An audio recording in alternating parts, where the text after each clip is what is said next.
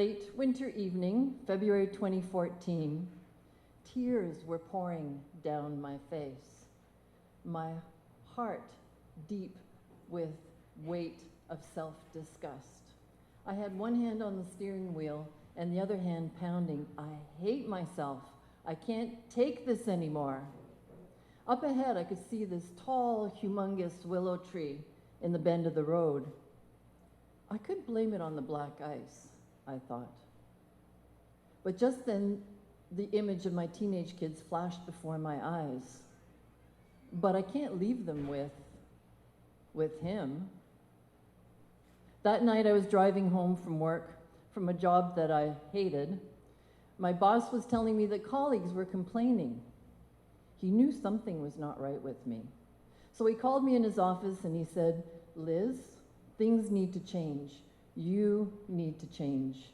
You're going down a path of self-destruction. You're going to end up 6 feet under." Funny, I thought, I've heard this before.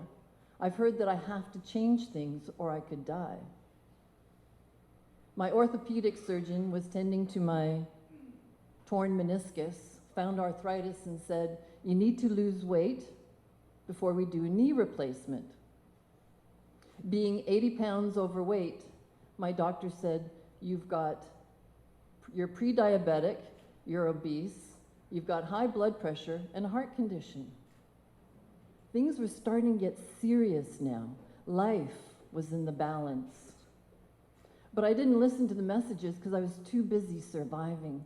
Each day I just got up out of bed and knew I just wanted to get through the day. Where in your life do you hear messages too, but aren't listening? I was 56 years old, and I had hit the proverbial rock bottom. Things were dark. I had lost the sense of who am I? What do I want to be? I had no idea where I was going to go. My marriage was broken beyond repair. I was broken, but not beyond repair. You see, because this was the third time that I had broken down. The other two were so much fun, so I thought I'd try a third time. What the heck? But the third time, I hit hard because this time I wanted to die, truly die. But I didn't want to leave my kids behind, so I thought I have to make changes. But you see, the changes that I used to make were always on the outside.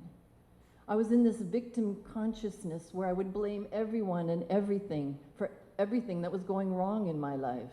My weight gain wasn't my fault. No, it was the cookies in the cupboard. Weight gain's not my fault. It's the diet. The diets don't work. My marriage, it's his fault. He's the one that made me unhappy. My kids make me angry. That's the kind of victim consciousness I realized that I was in. So I knew that that was no longer working for me. I had to make some changes, and I had to change from the inside out. So how did I do that? So I thought to myself, well, okay, I have to stop and take a breather. So I quit work for about a year and chilled. And in those times when I chilled, I realized, wow, I don't have to rush around anywhere. It's amazing how when you start chilling and how you start relaxing, things start coming to you. So it took me about 5 years to go from hating my life to loving my life again, especially with my kids. And I started to think, well, what do I need to do in order to do that? And there were 3 things that I did. I had to think, I had to pay attention, and I had to make an action plan. So when I was thinking, I started thinking about what am I thinking? What am I thinking about when I'm thinking? When I'm walking up the stairs, when I'm in the shower, when I'm driving the car at the grocery store. And it was unbelievable how horribly I spoke to myself, about myself. The negative self-talk was just, oh my God. And how I thought about other people, my ex, and so on. Things that had happened in my life kept going over in my mind and over in my mind. It kept churning. No wonders I couldn't sleep at night. I was barely sleeping. So then I thought, okay, I need to pay attention. Now that I know all these thoughts and these things that I'm thinking about, I need to pay attention. I need to pay attention to my feelings and my thoughts and see how they might be connected. So I realized that when I got anxious, you get that pit in your stomach and, you feel really nauseous, like you're gonna vomit. And I realized, but I always wanted to run away. So when that came, I would cancel social situations. I wouldn't go out. I'd always have some excuse. When I got stressed, it was that tightness in my chest. And in order to relieve that tightness and that pain in my chest, I would start drinking at night. It's just that little drink at night. Next thing I knew, I'd be finishing a bottle of wine. I mean, I still drink socially, but now I try and be careful and just drink on the weekends. And then I remember being at the lawyer's office, and I got this tightness in my throat. And then the tears started to well up in my eyes. And the lawyer says, well, are you okay? Do you want to stop? And I said, no, we have to keep going. But these voices in my head said, I'm a sissy. You're just being manipulative. Those are just crocodile tears. And these are things that I heard from my past, so I knew I had to wipe them out of my mind. So I realize that every time I tried to shut that down, that was the reason why. So I started turning that around and saying, no, I have a right to cry because it's fear. The reason why I'm crying is because I'm scared. I'm petrified. I don't have a job. What am I going to do with my kids? I got to take them with me. I had no idea what I was going to do. So then I decided, well, I need to take some action. Got to have an action plan. And the more I started thinking about what am I going to do in my life and how am I going to, got to do this and I got to do that, once again, that hamster wheel gets going, right? And it's kind of like keeps going over and over in your mind. And I realized I'm really overthinking this. I need to just settle down and just take one step.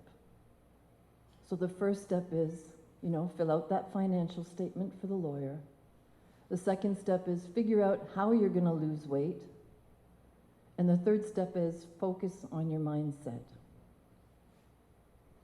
So once I started setting an action plan, things started to get easier and better. And then I realized, I'm going to try meditation. I've tried it before, but it doesn't work, right? Because your mind still keeps going 100 miles an hour. It still keeps replaying everything in your mind over and over again. And I said, but damn it, this time, I'm going to try it.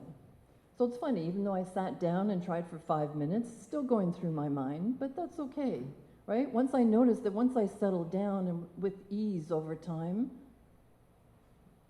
it's funny how your thoughts start changing. You start realizing that I used to be in this angry, sort of dark pull of pain, but now it's pulling me towards possibilities.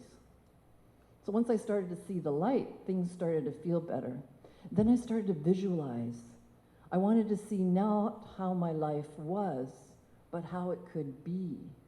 I started to see how I could go to Europe with my kids and travel. I would picture us, one of those scarves that kind of flowing in the wind, standing on the coast of Amalfi, in one of those the top-off cars, and my son's driving up the coast, all those kind of things, and how life was so wonderful. So then I gained momentum, and I felt really good about my life and moving forward. So I continued. And I just want to leave you one last thought, and that is, there was a time where I wanted to die, and I wanted to kill myself. But now I realize that was the beginning of my transformation. I still see that willow tree every now and then, but now when I see that tree, I don't want to hurt myself and I don't want to hurt the tree.